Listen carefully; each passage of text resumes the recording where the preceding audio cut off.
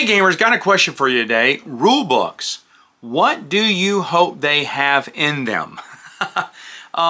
For me, when I'm reading through a rule book, I want the instructions on particular actions to be really, like spelled out for me, of course. But I must have pictures. Some of the older games I have don't have pictures, and so I'm really unsure about what they mean by this and that. It's just not as clear to me. But when I see something that has a picture with the written example underneath it, I'm like, aha, I get it. I know what this is. Now, thankfully, I'm reviewing a lot of older. I'm not reviewing some fresh off the, boat new board games here, but there have been times I've reviewed games that no one else has reviewed, or at least at the time of my recording, no one had reviewed them.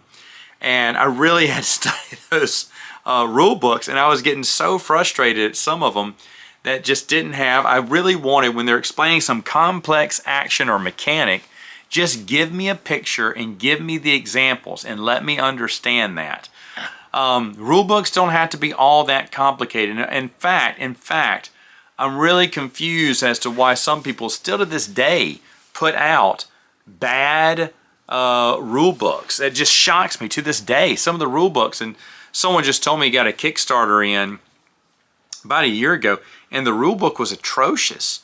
And you've spent so much time, after all these years, you can't even explain to people how your gameplay goes in a rule book? That's terrible. Another thing I don't like is when they put information. Only 2 of my games have this, but there are rules on the back cover. And so if you're not paying attention, maybe some in-game, it's usually in-game scoring or tiebreaker stuff, but one was like really heavy information that we didn't even see. Everyone was tearing the rule book around saying, where is it? Where's the rule for it? I said, I don't know. And then I was picking up the game when everyone left. I threw the rule book down and saw it on the back cover. Why would you do that? Why would you do that? I think that's so stupid.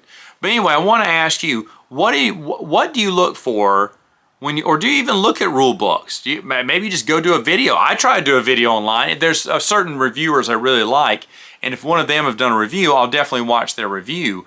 But do you look at rule books? What do you want in them? What do you want? And what do you like to see in a rule book? And let me know, and I'll talk to you next time.